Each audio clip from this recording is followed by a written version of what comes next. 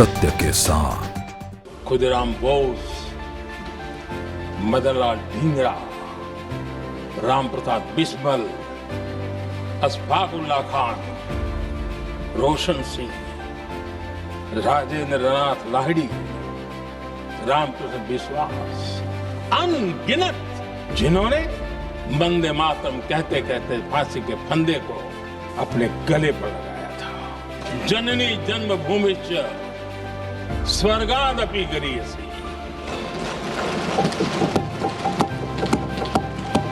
वंदे मातरम यही महान सांस्कृतिक परंपरा का एक आधुनिक अवतार है। कांग्रेस वंदे मातरम के बंटवारे के लिए झुकी, इसलिए कांग्रेस को एक दिन भारत के बंटवारे के लिए झुकना पड़ा।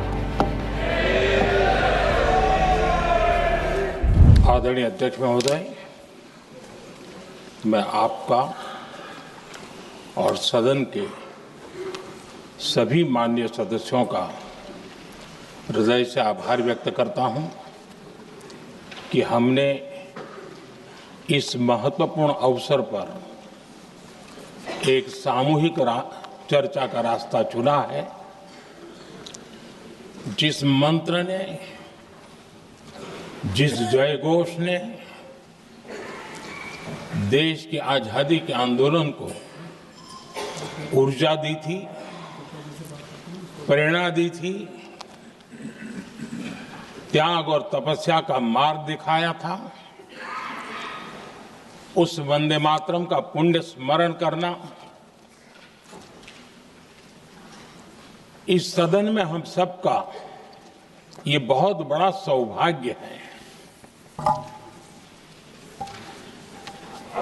और हमारे लिए गर्व की बात है कि वंदे मातरम के 150 वर्ष निमित्त इस ऐतिहासिक अवसर के हम साक्षी बन रहे हैं।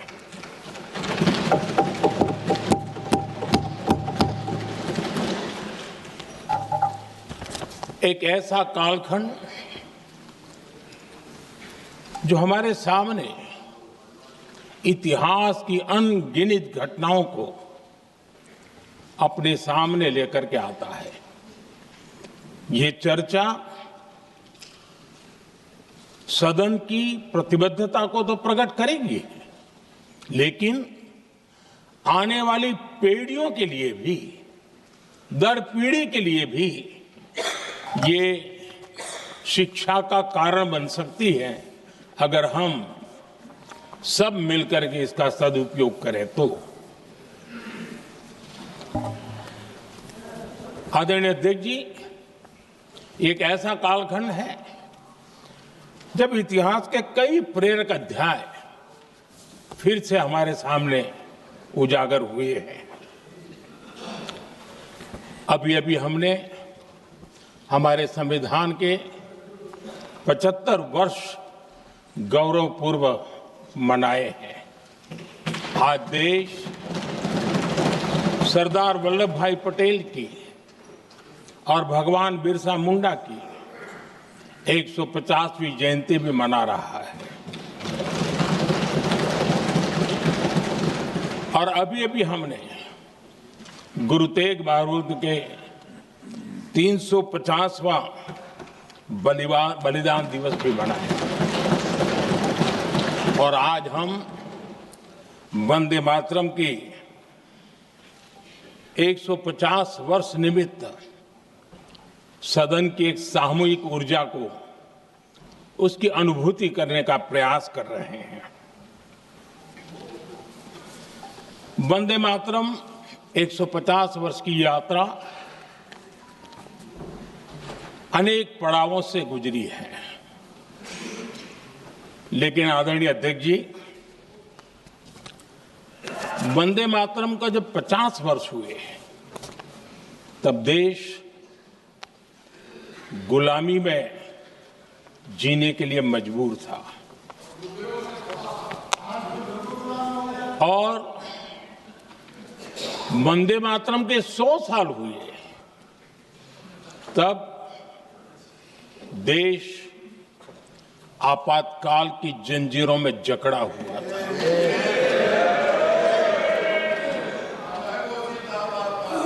जब वंदे मातरम 100 साल के अत्यंत उत्तम पर्व था, तब भारत के संविधान का गला घोंट दिया गया था। जब वंदे मातरम 100 साल का हुआ, तब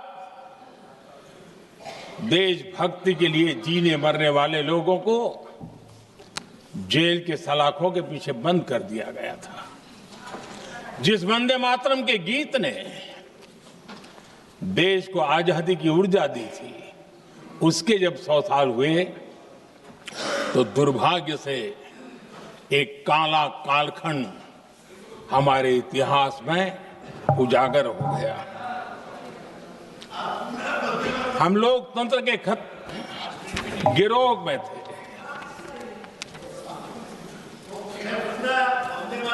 आदरणीय अध्यक्ष जी, 150 वर्ष उस महान अध्याय को, उस गौरव को पुनः स्थापित करने का अवसर है और मैं मानता हूं सदन ने भी और देश ने भी इस अवसर को जाने नहीं देना चाहिए। यही वंदे मातरम है जिसने 1947 में देश को आजादी दिलाई। स्वतंत्रता संग्राम का भावात्मक नेतृत्व इस वंदे मातरम के जयघोष में था। आदरणीय अध्यक्ष जी, आपके समक्ष आज जब मैं वंदे मातरम 150 निमित्त चर्चा के लिए आरंभ करने खड़ा हुआ हूं, यहां कोई पक्ष प्रतिपक्ष नहीं है, क्योंकि हम सब यहां जो बैठे हैं एक्चुअली हमारे लिए रण स्वीकार करने का अवसर है कि जिस वंदे मातरम के कारण लक्षावधि लोग आजादी का आंदोलन चला रहे थे और उसी का परिणाम है कि आज हम सब यहां बैठे। और इसलिए हम सभी सांसदों के लिए, हम सभी जनप्रतिनिधियों के लिए वंदे मातरम के रण स्वीकार करने का ये पावन पर्व है।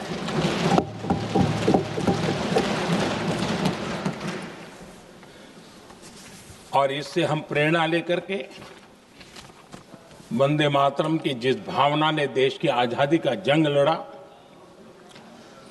उत्तर दक्षिण पूर्व पश्चिम पूरा देश एक स्वर से वंदे मातरम बोल के आगे बढ़ा। फिर से एक बार अवसर है कि आओ हम सब मिल के चले, देश को साथ लेके चले। आजादी के दीवानों ने जो सपने देखे थे, उन सपनों को पूरा करने के लिए वंदे मातरम 150 हम सबकी प्रेरणा बने, हम सबकी ऊर्जा बने और देश आत्मनिर्भर बने। 2047 में विकसित भारत बना करके हम रहे, इस संकल्प को दोहराने के लिए ये वंदे मातरम हमारे लिए एक बहुत बड़ा अवसर है। आदरणीय अध्यक्ष जी, दादा तबीयत तो ठीक है ना? नहीं, कभी कभी इस उम्र में हो जाता है। आदरणीय अध्यक्ष जी, वंदे मातरम की इस यात्रा की शुरुआत बंकिम चंद्र जी ने 1875 में की थी और गीत ऐसे समय लिखा गया था जब 1857 के स्वातंत्र संग्राम के बाद अंग्रेज सल्तनत बौखलाई हुई थी, भारत पर भांति भांति के दबाव डाल रही थी, भांति भांति के जुल्म कर रही थी। और भारत के लोगों को मजबूर किया जा रहा था अंग्रेजों के द्वारा। और उस समय उनका जो राष्ट्रीय गीत था, गॉड सेव द क्वीन, इसको भारत में घर घर पहुंचाने का एक षड्यंत्र चल रहा था। ऐसे समय बंकिम दा ने चुनौती दी और ईंट का जवाब पत्थर से दिया, और उसमें से वंदे मातरम का जन्म हुआ।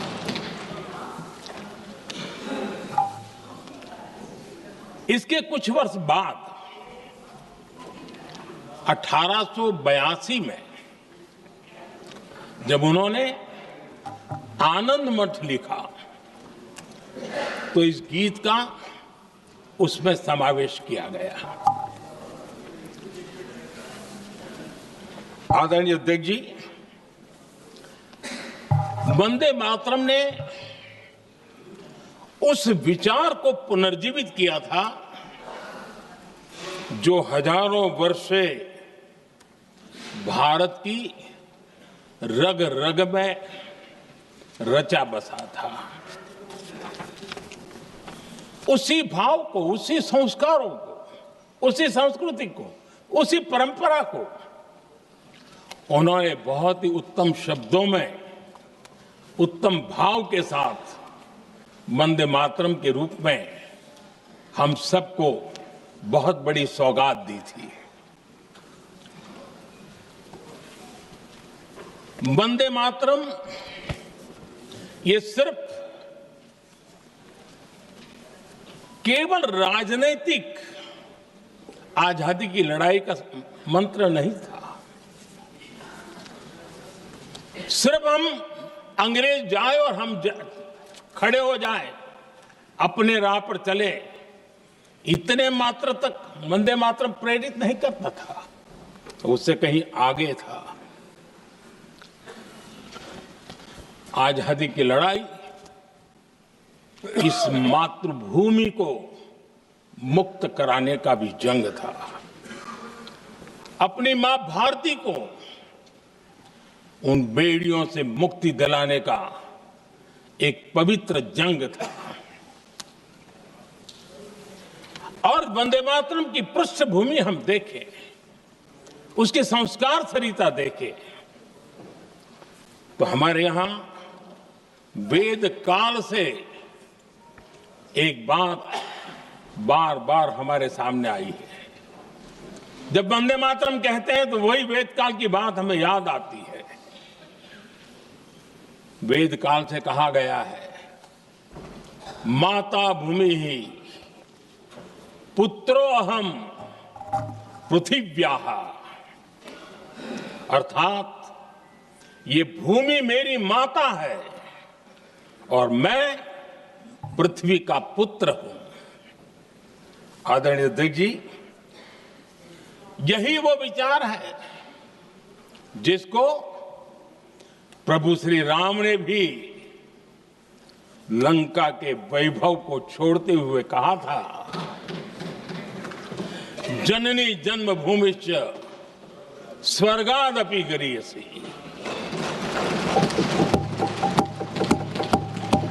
वंदे मातरम यही महान सांस्कृतिक परंपरा का एक आधुनिक अवतार है।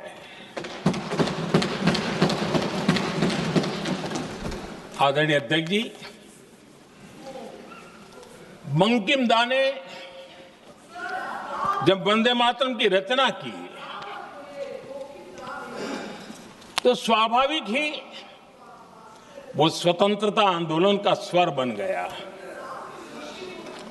पूरब से पश्चिम, उत्तर से दक्षिण, वंदे मातरम हर भारतीय का संकल्प बन गया। इसलिए वंदे मातरम की स्तुति में लिखा गया था, मातृभूमि स्वतंत्रता की वेदिका पर मदोमय, मातृभूमि स्वतंत्रता की वेदिका पर मोदमय स्वार्थ का बलिदान है, यह शब्द है वंदे मातरम। है सजीवन मंत्र भी, यह विश्व विजयी मंत्र भी, शक्ति का आह्वान है यह शब्द वंदे मातरम। उष्ण शोणित से लिखो, वक्षस्थली को चीरकर, वीर का अभिमान है यह शब्द वंदे मातरम। आदरणीय अध्यक्ष जी, कुछ दिन पूर्व जब वंदे मातरम 150 का आरंभ हो रहा था, तो मैंने उस आयोजन में कहा था, वंदे मातरम हजारों वर्ष की सांस्कृतिक ऊर्जा भी थी, उसमें आजादी का जज्बा भी था और आजाद भारत का विजन भी था। अंग्रेजों के उस दौर में एक फैशन हो गई थी भारत को कमजोर, निकम्मा, आलसी, कर्महीन, इस प्रकार भारत को जितना नीचा दिखा सके ऐसी एक फैशन बन गई थी। और उसमें हमारे यहां भी जिन्होंने तैयार किए थे वो लोग भी वही भाषा बोलते थे। तब बंकिम दा ने उस हीन भावना को भी झकझोरने के लिए और सामर्थ्य का परिचय कराने के लिए वंदे मातरम के भारत के सामर्थ्यशाली स्वरूप को प्रकट करते हुए आपने लिखा था, तम ही दुर्गा दश प्रहरण धारिणी, कमला कमल दल विहारिणी, वाणी विद्या दायिनी, नमामि त्वाम नमामि कमलाम, अमलाम अतुलाम, सुजलाम सुफलाम, मातरम वंदे मातरम। अर्थात भारत माता ज्ञान और समृद्धि की देवी भी है और दुश्मनों के सामने अस्त्र शस्त्र धारण करने वाली चंडी भी है। अध्यक्ष जी, ये शब्द, ये भाव, ये प्रेरणा गुलामी की हताशा में हम भारतीयों को हौसला देने वाले थे। इन वाक्यों ने तब करोड़ों देशवासियों को यह एहसास कराया कि लड़ाई किसी जमीन के टुकड़े के लिए नहीं है, ये लड़ाई सिर्फ सत्ता के सिंहासन को कब्जा करने के लिए नहीं है, ये गुलामी की बेड़ियों को मुक्त कर हजारों साल की महान जो परंपराएं थी, महान संस्कृति, जो गौरवपूर्ण इतिहास था, उसको फिर से पुनर्जन्म कराने का संकल्प इसमें था।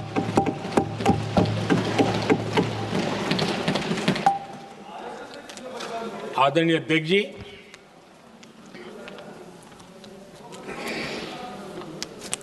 वंदे मातरम,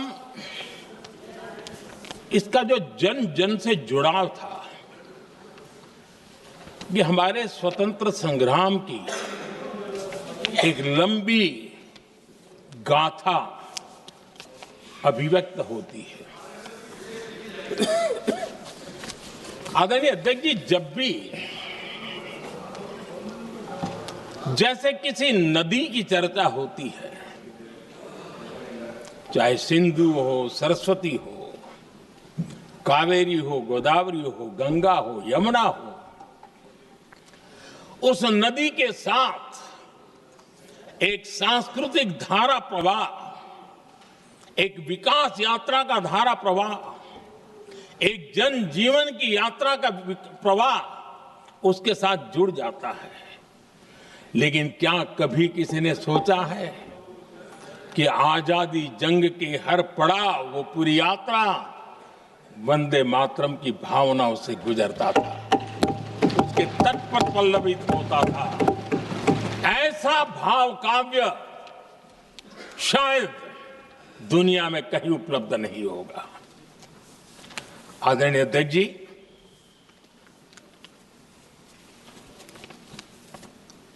अंग्रेज समझ चुके थे कि 1857 के बाद लंबे समय तक भारत में टिकना उनके लिए मुश्किल लग रहा था। और जिस प्रकार से वो अपने सपने लेकर के आए थे, तब उनको लगा कि जब तक भारत को बांटेंगे नहीं, जब तक भारत को टुकड़ों में नहीं बांटेंगे, भारत में ही लोगों को एक दूसरे से लड़ाएंगे नहीं, तब तक यहां राज करना मुश्किल है। और अंग्रेजों ने बांटो और राज करो इस रास्ते को चुना और उन्होंने बंगाल को इसकी प्रयोगशाला बनाया, क्योंकि अंग्रेज भी जानते थे वो एक वक्त था जब बंगाल का बौद्धिक सामर्थ्य देश को दिशा देता था, देश को ताकत देता था, देश को प्रेरणा देता था। और इसलिए अंग्रेज भी चाहते थे कि बंगाल का ये जो सामर्थ्य है वो पूरे देश की शक्ति का एक प्रकार से केंद्र बिंदु है। और इसलिए अंग्रेजों ने सबसे पहले बंगाल के टुकड़े करने की दिशा में काम किया। और अंग्रेजों का मानना था कि एक बार बंगाल टूट गया तो ये देश भी टूट जाएगा और वो यावत चंद्र दिवाकरो राज करते रहेंगे, ये इनकी सोच थी। 1905 में अंग्रेजों ने बंगाल का विभाजन किया, लेकिन जब अंग्रेजों ने 1905 में ये पाप किया तो वंदे मातरम चट्टान की तरह खड़ा रहा। बंगाल की एकता के लिए वंदे मातरम गली गली का नाद बन गया था और वही नारा प्रेरणा देता था। अंग्रेजों ने बंगाल विभाजन के साथ ही भारत को कमजोर करने के बीच और अधिक बोने की दिशा पकड़ ली थी। लेकिन वंदे मातरम एक स्वर एक सूत्र के रूप में अंग्रेजों के लिए चुनौती बनता गया और देश के लिए चट्टान बनता गया। आदरणीय अध्यक्ष जी, बंगाल का विभाजन तो हुआ, लेकिन एक बहुत बड़ा स्वदेशी आंदोलन खड़ा हुआ और तब वंदे मातरम हर तरफ गूंज रहा था। अंग्रेज समझ गए थे कि बंगाल की धरती से निकला बंकिम दा का ये भाव सूत्र,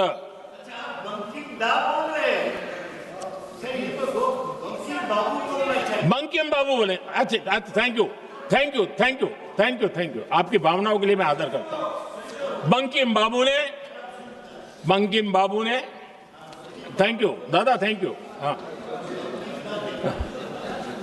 आपको तो दादा कह सकता हूं ना, वरना उसमें भी आपको इतराज हो जाएगा। बंकिम बाबू ने ये जो भाव विश्व तैयार किया था, उनके भावगीत के द्वारा उन्होंने अंग्रेजों को हिला दिया। और अंग्रेजों ने, देखिए कितनी कमजोरी होगी और इस गीत की ताकत कितनी होगी, अंग्रेजों ने उसको कानूनी रूप से प्रतिबंध लगाने के लिए मजबूर होना पड़ा था। गाने पर सजा, छापने पर सजा, इतना ही नहीं, वंदे मातरम शब्द बोलने पर भी सजा। इतने कठोर कानून लागू कर दिए गए थे। हमारे देश की आजादी के आंदोलन में सैकड़ों महिलाओं ने नेतृत्व किया, लक्षावधि महिलाओं ने योगदान दिया। एक घटना का मैं जिक्र करना चाहता हूं। 22 साल में वंदे मातरम गाने पर सर्वाधिक जुल्म हुए थे। वो 22 साल आज भारत का हिस्सा नहीं रहा है। और उस समय 22 साल की हमारी माताएं, बहनें, बच्चे मैदान में उतरी थी वंदे मातरम के स्वाभिमान के लिए। इस प्रतिबंध के विरोध में लड़ाई के मैदान में उतरी थी। और तब 22 साल की एक वीरांगना श्रीमती सरोजिनी बोस, जिन्होंने उस जमाने में वहां की भावना को देखिए, और उन्होंने कहा था कि वंदे मातरम जो प्रतिबंध लगा है, जब तक ये प्रतिबंध नहीं हटता है, मैं अपनी चूड़ियां जो पहनती हूं निकाल दूंगी। भारत में वो एक जमाना था, चूड़ी निकालना यानी महिला के जीवन की एक बहुत बड़ी घटना हुआ करती। लेकिन उनके लिए वंदे मातरम की वो भावना थी, उन्होंने अपनी सोने की चूड़ियां, जब तक वंदे मातरम प्रतिबंध नहीं हटेगा मैं दोबारा नहीं धारण करूंगी, ऐसा बड़ा व्रत ले लिया था। हमारे देश के बालक भी पीछे नहीं रहे थे। उनको कोड़े की सजा होती थी, छोटी छोटी उम्र में उनको जेल में बंद कर दिया जाता। और उन दिनों खास करके बंगाल की गलियों में लगातार वंदे मातरम के लिए प्रभात फेरियां निकलती थी। अंग्रेजों के नाको दम कर दिया था। और उस समय गीत गूंजता था बंगाल में, जाए जाबे जीवनो चोले, जाए जाबे जीवनो चोले, जोगो तो माजे तोमार काजे, वंदे मातरम बोले। अर्थात हे मां, संसार में तुम्हारा काम करते और वंदे मातरम कहते जीवन भी चला जाए तो वो जीवन भी धन्य है।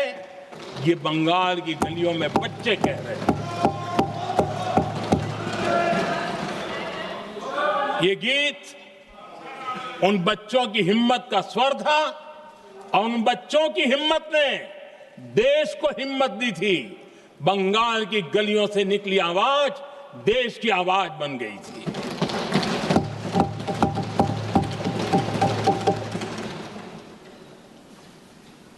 उन्नीस 1905 में फरीदपुर के गांव में बहुत छोटी छोटी उम्र के बच्चे जब वंदे मातरम के नारे लगा रहे थे, अंग्रेजों ने बेरहमी से उन पर कोड़े मारे थे।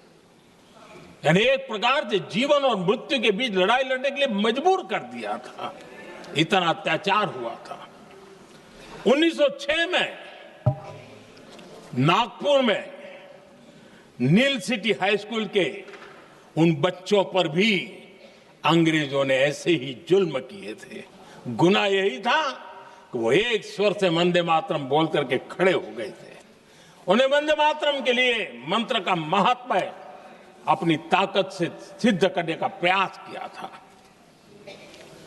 हमारे जांबाज सपूत बिना किसी डर के फांसी के तख्त पर चढ़ते थे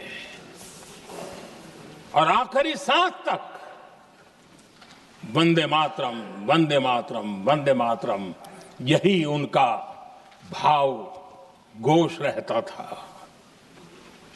खुदीराम बोस, मदनलाल ढींगरा, राम प्रसाद बिस्मल, अशफाक उल्लाह खान, रोशन सिंह, राजेंद्र नाथ लाहिड़ी, रामकृष्ण बिस्वास, अनगिनत जिन्होंने वंदे मातरम कहते कहते फांसी के फंदे को अपने गले पर लगाया था। लेकिन देखिए, ये अलग अलग जेलों में होता था, अलग अलग इलाकों में होता था। प्रक्रिया करने वाले चेहरे अलग थे, लोग अलग थे, जिन पर जुल्म हो रहा था उनकी भाषा भी अलग थी। लेकिन एक भारत श्रेष्ठ भारत, इन सब का मंत्र एक ही था, वंदे मातरम।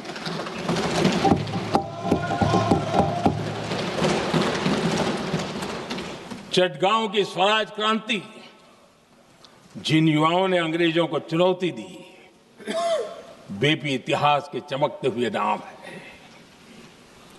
हरगोपाल बाग, पुलिन विकास घोष, त्रिपुर सेन, इन सब ने देश के लिए अपना बलिदान दिया। मास्टर सूर्यसेन को 1934 में जब फांसी दी गई, तब उन्होंने अपने साथियों को एक पत्र लिखा और पत्र में एक ही शब्द की गूंज थी और वो शब्द था वंदे मातरम।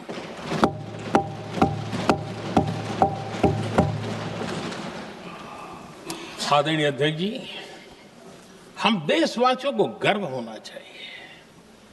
दुनिया के इतिहास में कहीं पर भी ऐसा कोई काव्य नहीं हो सकता, ऐसा कोई भावगीत नहीं हो सकता जो सदियों तक एक लक्ष्य के लिए कोटि कोटि जनों को प्रेरित करता हो और जीवन आहूत करने के लिए निकल पड़ते हो। दुनिया में ऐसा कोई भावगीत नहीं हो सकता जो वंदे मातरम। पूरे विश्व को पता होना चाहिए कि गुलामी के कालखंड में भी ऐसे लोग हमारे यहां पैदा होते थे जो इस प्रकार के भावगीत की रचना कर सकते थे। ये विश्व के लिए अजूबा है, हमें गर्व से कहना चाहिए, तब दुनिया भी मानना शुरू करेगी।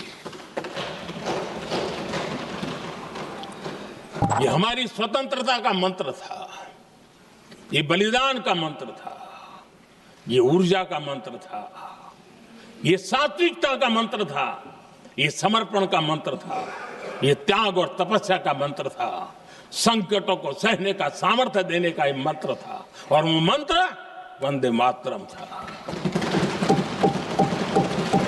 और इसलिए गुरुदेव रविंद्रनाथ टैगोर ने लिखा था,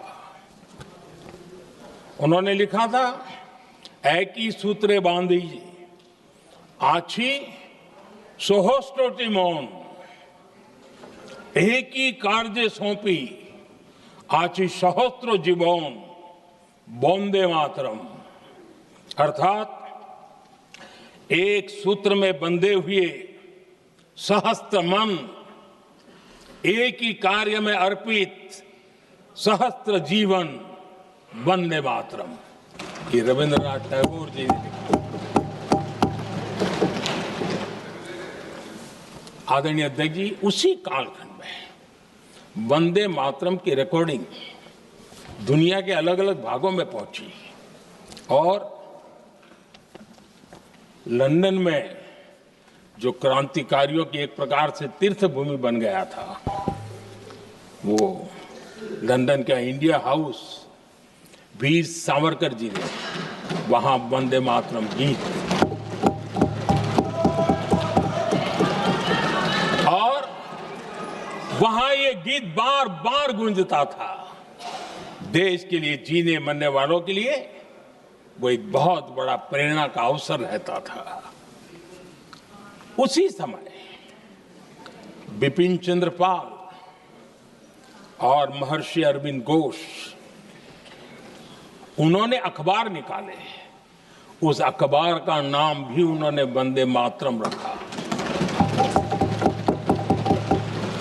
यानी डगर डगर पर अंग्रेजों की नींद हराम करने के लिए वंदे मातरम काफी हो जाता था और इसलिए उन्होंने इस नाम रखा। अंग्रेजों ने अखबारों पर रोक लगा दी तो मैडम भीकाजी कामा ने पेरिस में एक अखबार निकाला और उसका नाम उन्होंने वंदे मातरम रखा। आदरणीय अध्यक्ष जी, वंदे मातरम ने भारत को स्वावलंबन का रास्ता भी दिखाया। उस समय माचिस की डिबिया, मैच बॉक्स, वहां से लेकर के बड़े बड़े शिप, उस पर भी वंदे मातरम लिखने की परंपरा बनी और बाहरी कंपनियों को चुनौती देने का एक माध्यम बन गया। स्वदेशी का एक मंत्र बन गया। आजादी का मंत्र स्वदेशी के मंत्र की तरफ विस्तार होता गया। आदरणीय अध्यक्ष जी, मैं एक और घटना का जिक्र भी करना चाहता हूं। 1907 में जब वीओ चिदम्बरम पिल्लाई, उन्होंने स्वदेशी कंपनी का जहाज बना तो उस पर भी लिखा था वंदे मातरम।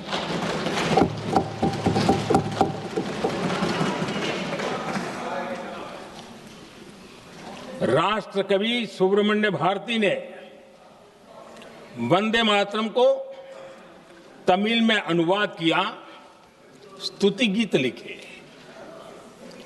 उनके कई तमिल देशभक्ति गीतों में वंदे मातरम की श्रद्धा साफ साफ नजर आती है।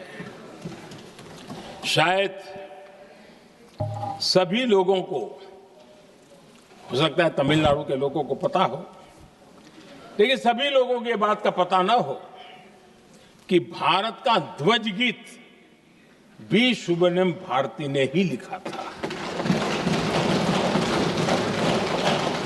उस ध्वज गीत का वर्णन, जिस पर वंदे मातरम लिखा हुआ था, तमिल में इस ध्वज गीत का शीर्षक था ताइन माणी कोड़ी पारीर, तालंदु पणिंदु पुलहिंद्रु वारीर। अर्थात देश प्रेमियों, दर्शन कर लो, सविनय अभिनंदन कर लो, मेरी मां की दिव्य ध्वजा का वंदन कर लो।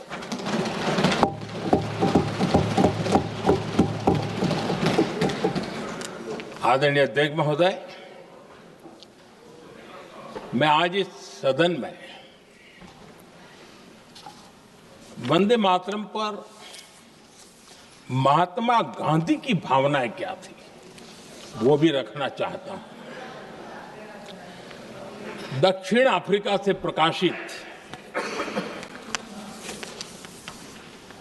एक साप्ताहिक पत्रिका निकलती थी, इंडियन ओपिनियन, और इस इंडियन ओपिनियन में महात्मा गांधी ने 2 दिसंबर 1905 जो लिखा था उसको मैं कोट कर रहा हूं। उन्होंने लिखा था, महात्मा गांधी ने लिखा था, गीत वंदे मातरम जिसे बंकिम चंद्र ने रचा है, पूरे बंगाल में अत्यंत लोकप्रिय हो गया है। स्वदेशी आंदोलन के दौरान बंगाल में विशाल सभाएं हुई, जहां लाखों लोग इकट्ठा हुए और बंकिम का यह गीत गाया। गांधी जी आगे लिखते हैं, ये बहुत महत्वपूर्ण है। वो लिखते हैं, ये 1905 की बात है। उन्होंने लिखा, यह गीत इतना लोकप्रिय हो गया है जैसे ये हमारा नेशनल एंथम बन गया है।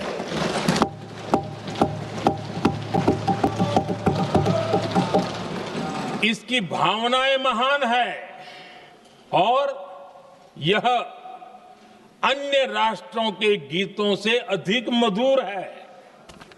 इसका एकमात्र उद्देश्य हम में देशभक्ति की भावना जगाना है। यह भारत को मां के रूप में देखता है और उसकी स्तुति करता है। अध्यक्ष जी,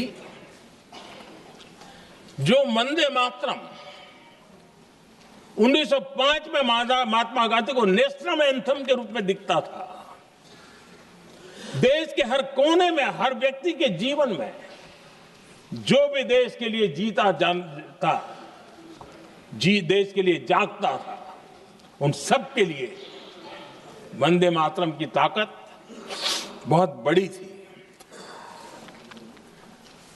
वंदे मातरम इतना महान था, जिसकी भावना इतनी महान थी, तो फिर पिछली सदी में इसके साथ इतना बड़ा अन्याय क्यों हुआ?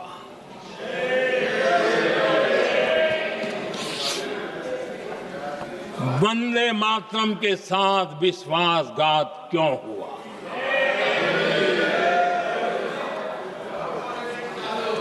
ये अन्याय क्यों हुआ? वो कौन सी ताकत थी जिसकी इच्छा खुद पूज्य बापू की भावनाओं पर भी भारी पड़ गई, जिसने वंदे मातरम जैसी पवित्र भावना को भी विवादों में घसीट दिया।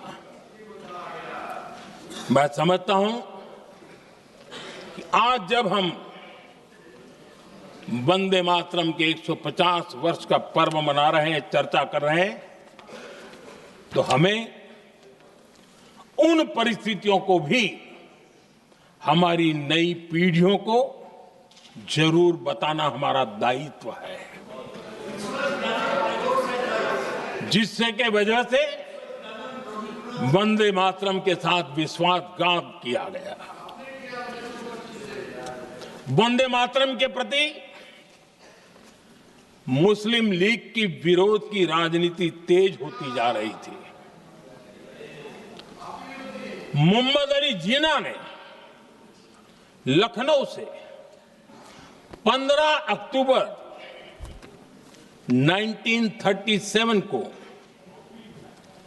वंदे मातरम के विरुद्ध का नारा बुलंद किया।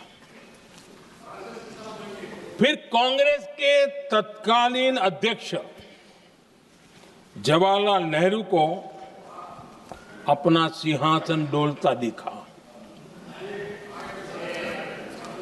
बजाय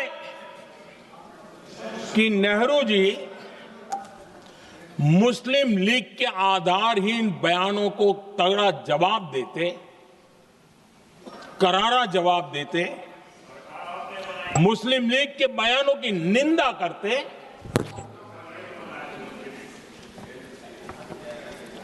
और वंदे मातरम के प्रति खुद की भी और कांग्रेस पार्टी की भी निष्ठा को प्रकट करते हैं। लेकिन उल्टा हुआ। वो ऐसा क्यों कर रहे, वो तो पूछा ही नहीं, न जाना। लेकिन उन्होंने वंदे मातरम की ही पड़ताल शुरू कर दी।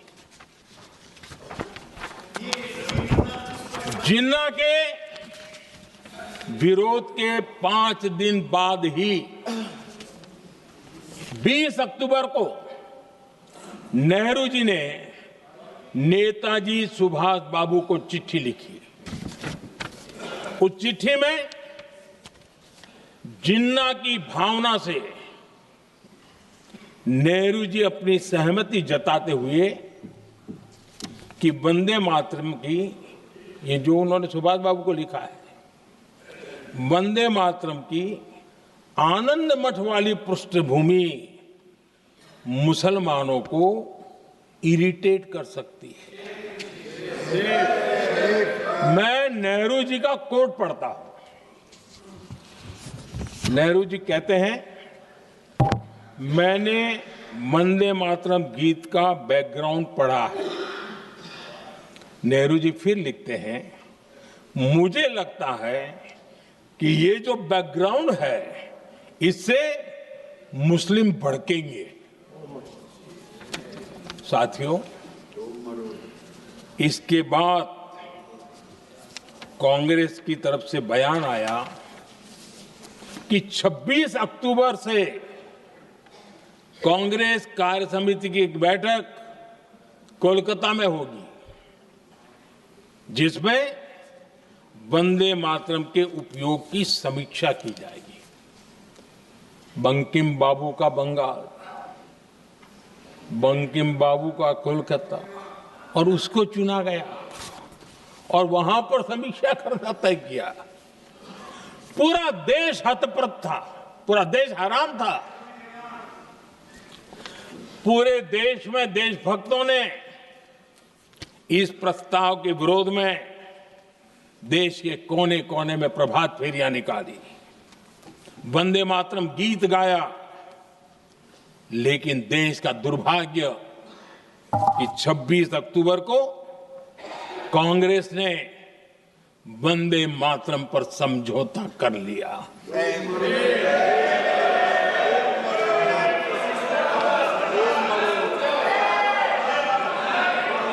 वंदे मातरम के टुकड़े करने के फैसले में, वंदे मातरम के टुकड़े कर दिए। उस फैसले के पीछे नकाब ये पहना गया, चोला ये पहना गया कि ये तो सामाजिक सद्भाव का काम है। लेकिन इतिहास इस बात का गवाह है कि कांग्रेस ने मुस्लिम लीग के सामने घुटने टेक दिए और मुस्लिम लीग के दबाव में किया। और कांग्रेस का ये तुष्टीकरण की राजनीति को साधने का एक तरीका था। आदरणीय अध्यक्ष जी, तुष्टीकरण की राजनीति के दबाव में कांग्रेस वंदे मातरम के बंटवारे के लिए झुकी। इसलिए कांग्रेस को एक दिन भारत के बंटवारे के लिए झुकना पड़ा।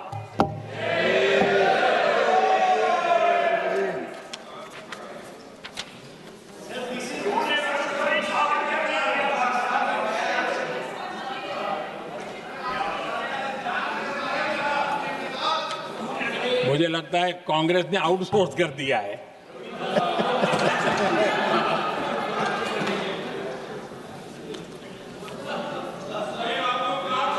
दुर्भाग्य से कांग्रेस की नीतियां वैसी की वैसी थी है, और इतना ही नहीं, आईएनसी चलते चलते एमएमसी हो गया है।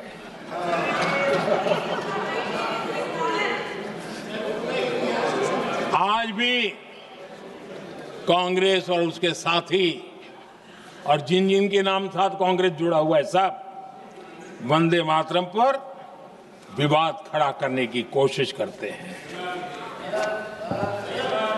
आदरणीय अध्यक्ष महोदय, किसी भी राष्ट्र का चरित्र, उसकी जीवटता, उसके अच्छे कालखंड से ज्यादा जब चुनौतियों का कालखंड होता है,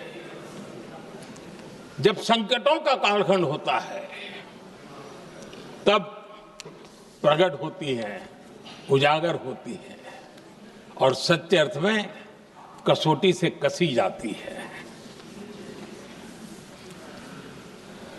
जब कसौटी का काल आता है, तब ही ये सिद्ध होता है कि हम कितने दृढ़ हैं, कितने सशक्त हैं, कितने सामर्थ्यवान हैं।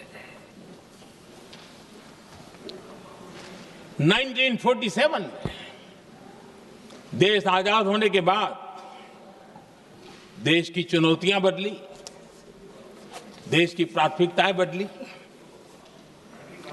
लेकिन देश का चरित्र, देश की जीवटता वही रही, वही प्रेरणा मिलती रही। भारत पर जब जब संकट आए, देश हर बार वंदे मातरम की भावना के साथ आगे बढ़ा।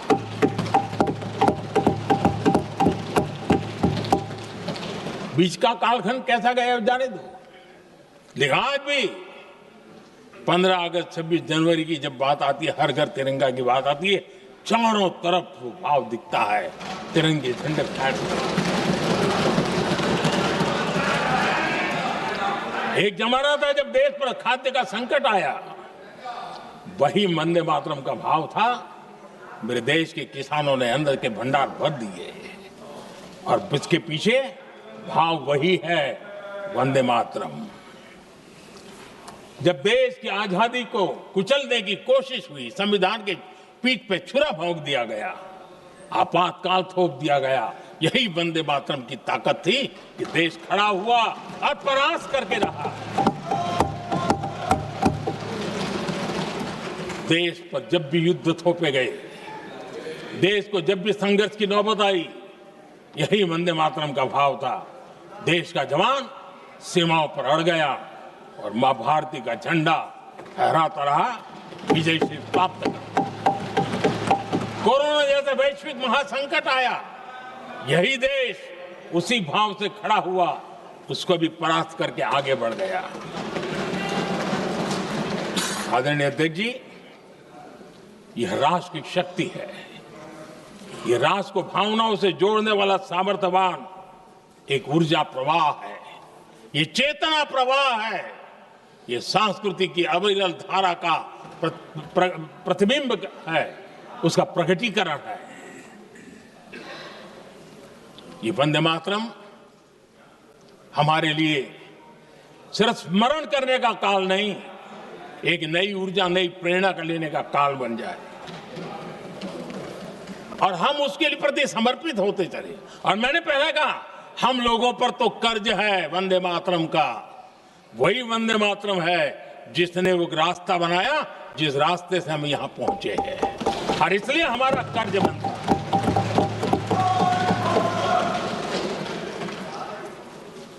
भारत हर चुनौतियों को पार करने में सामर्थ्य है। वंदे मातरम के भाव की वो ताकत है। वंदे मातरम ये सिर्फ गीत या भावगीत नहीं, ये हमारे लिए प्रेरणा है। राष्ट्र के प्रति कर्तव्यों के लिए हमें झकझोरने वाला काम है और इसलिए हमें निरंतर इसको करते रहना होगा। हम आत्मनिर्भर भारत का सपना लेकर के चल रहे हैं, इसको पूरा कर रहे हैं। वंदे मातरम हमारी प्रेरणा है। हम स्वदेशी आंदोलन को ताकत देना चाहते हैं। समय बदला होगा, रूप बदले होंगे, लेकिन पूज्य गांधी ने जो भाव व्यक्त किया था, उस भाव की ताकत आज भी मौजूद है और वंदे मातरम हमें जोड़ता है। देश के महापुरुषों का सपना था स्वतंत्र भारत का। देश की आज की पीढ़ी का सपना है समृद्ध भारत का। आजाद भारत का सपने को सिंचा था वंदे भारत की भावना है, वंदे मातरम की भावना ने। समृद्ध भारत के सपने को सींचेगा वंदे मातरम की भावना।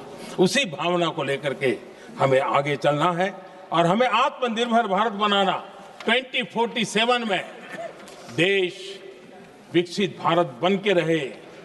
अगर आजादी के 50 साल पहले कोई आजाद भारत का सपना देख सकता था तो 25 साल पहले हम भी तो समृद्ध भारत का सपना देख सकते हैं, विकसित भारत का सपना देख सकते हैं और इस सपने के लिए अपने आप को खपा भी सकते हैं। इसी मंत्र, इसी संकल्प के साथ वंदे मातरम हमें प्रेरणा देता रहे।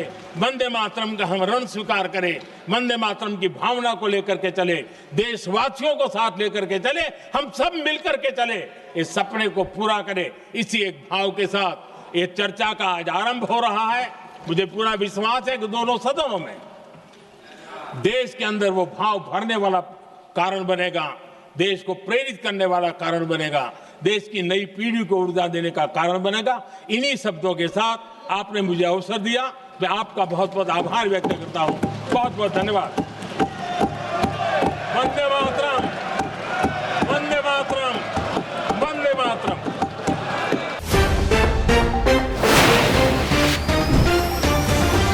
सत्य के साथ